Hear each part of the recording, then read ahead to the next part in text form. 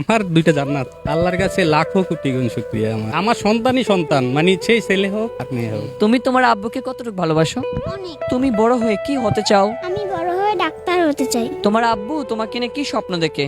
আমি যাতে বড় হয়ে পড়াশোনা করে মানুষের মতন মানুষ হই।